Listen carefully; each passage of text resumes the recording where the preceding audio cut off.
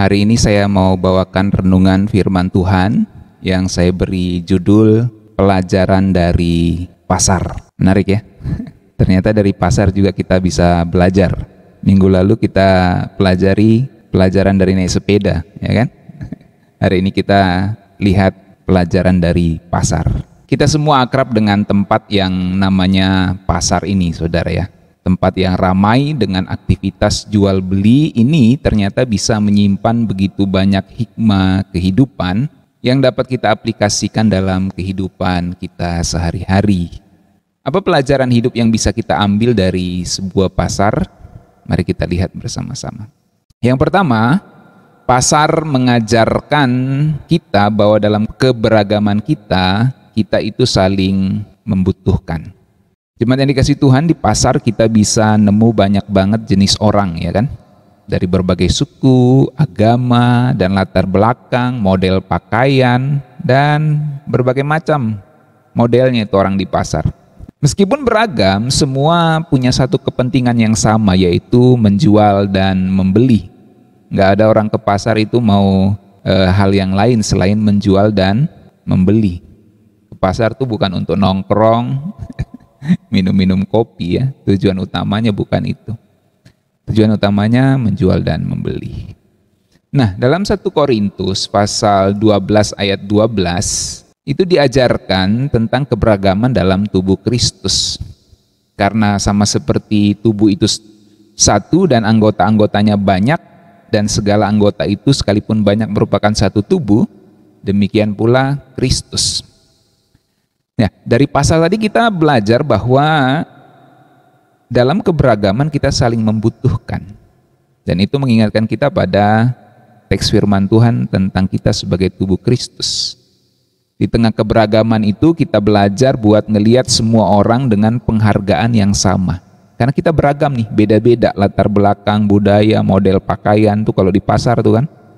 Ada yang gamis, ada yang celana panjang, celana pendek, ada yang masih pakai daster emak-emaknya.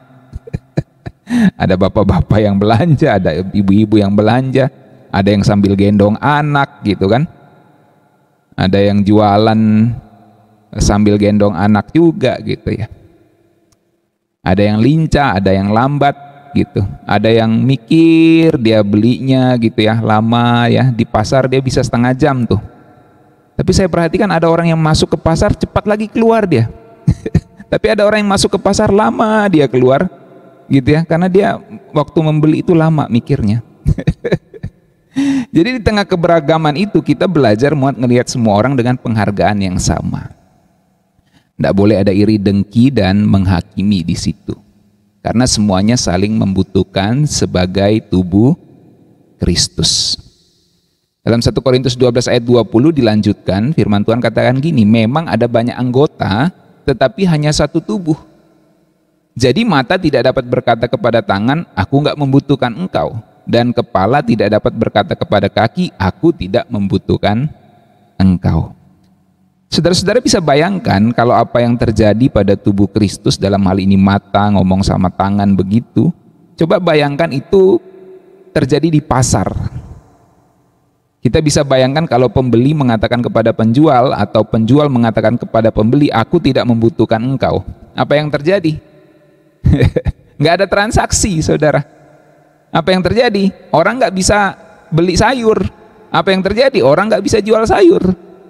Orang nggak bisa jual kebutuhan. Orang nggak bisa beli kebutuhan karena semua bilang, aku tidak membutuhkan engkau. Jadi mau beli di mana lagi?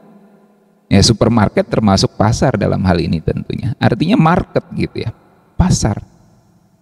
Jadi antara pembeli dan penjual saling membutuhkan. Demikian juga kita sebagai anggota tubuh Kristus yang beragam, sama seperti penjual dan pembeli yang beragam di pasar, kita juga sebagai anggota tubuh Kristus itu saling membutuhkan. Seperti mata tidak dapat berkata kepada tangan, aku tidak membutuhkan engkau. Jadi pelajaran pertama dari pasar, kita menemukan bahwa pasar mengajarkan kita dalam keberagaman kita saling membutuhkan. Jadi kalau ke pasar ingat ya, kita ini anggota tubuh Kristus yang beragam saling membutuhkan. Yang kedua, pasar juga ngasih kita pelajaran tentang kejujuran dan integritas. Dalam bertransaksi di pasar, kejujuran itu sangat penting. Tanpa itu bisnis bisa hancur. Jadi kita harus selalu menjaga integritas kita. Ya, di pasar kan kita tahu ya, kalau misalnya penjual itu curang gitu ya, dia misalnya cuma enggak sampai sekilo, dia bilang sekilo gitu ya. Tapi ada juga pedagang yang baik, sekilo lebih dia bilang ya udah sekilo aja ambil gitu ya. Nah, artinya apa? Kalau ada yang curang, kita rasanya nggak mau beli lagi ke situ kan? Karena apa? Kita kehilangan kepercayaan. Kita merasa penjual itu tidak memiliki integritas. Atau mungkin kita sebagai pembeli bayarnya kurang, sengaja gitu. Penjualnya buru-buru, ya udah dia nggak hitung lagi gitu kan? Kita bilang ini duit koin 10.000 padahal cuma 7.000 misalnya. Ya maksud saya apa? Bahwa dalam bertransaksi dibutuhkan kejujuran, saudara-saudara. Firman Tuhan katakan begini di dalam Amsal 11 ayat 1. Neraca serong adalah kekejian bagi Tuhan, tetapi ia berkenan akan batu timbangan yang tepat. Kalau kita baca dalam terjemahan bahasa Indonesia sehari-hari, Tuhan membenci orang yang memakai timbangan yang curang, tapi ia senang dengan orang yang memakai timbangan yang tepat. Ada yang pernah punya pengalaman pergi ke pasar? Rasanya ini kayaknya nggak sampai sekilo ini, tapi dia sudah bilang sekilo gitu ya. Ya kan kita nggak suka kan? Nah demikian juga kita kalau kita berdagang atau dalam kehidupan ini ya sama seperti berdagang, bertransaksi, kita nggak suka kalau ada ketidakjujuran. Demikian Tuhan tidak suka kalau kita tidak jujur dan tidak adil. Jadi pasar itu ngasih kita pelajaran tentang kejujuran dan integritas itu penting di dalam tanda kutip transaksi kehidupan kita ini, saudara ya. Kemudian cepat saja yang ketiga, yang terakhir, pasar itu juga ngajarin kita tentang kerja keras, ketekunan dan pengetahuan. Kita tahu bersama di pasar itu pedagang harus berjuang keras buat jualan mereka. Mereka harus siap bangun pagi, ya, bahkan dini hari, subuh, cari barang dagangan dan berinteraksi sesama pelanggan dengan baik. Jadi di pasar kita belajar ada kerja keras untuk bisa makan gitu. Nah, ini mirip-mirip sama pesan di kitab Amsal bahwa dalam segala usahanya yang dilakukan orang ada keuntungan, tetapi omong kosong hanya mendatangkan kekurangan. Kalau kita baca Amsal 14 ayat 23 terjemahan NIV, all hard work brings a profit, but merry talk leads only to poverty. Segala kerja keras mendatangkan keuntungan, tapi sekedar bicara hanya akan membawa pada poverty, kemiskinan, saudara ya. Jadi kerja keras itu mendatangkan profit, keuntungan.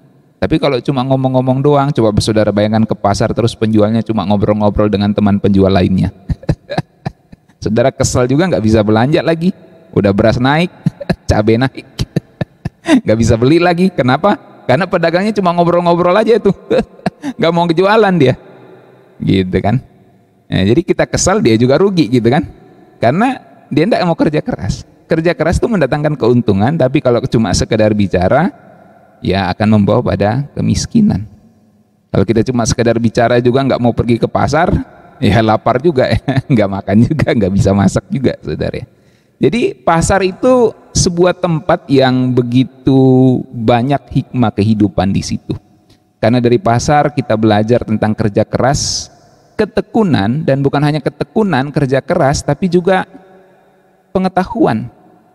Ya, nanti saya akan sampaikan. Di Amsal 12 ayat 27 dikatakan gini, orang malas tidak akan menangkap buruannya, tetapi orang rajin akan memperoleh harta yang berharga. Kalau kita baca dalam terjemahan bahasa Indonesia sehari-hari, dengan bermalas-malas takkan tercapai yang diidamkan. Dengan bekerja keras orang mendapat kekayaan. Jadi pasar itu kita lihat tidak ada orang malas-malasan di situ. Baik penjual maupun pedagangnya, tidak ada yang malas-malasan, semuanya rajin di situ, bekerja keras untuk menghidupi kebutuhannya masing-masing.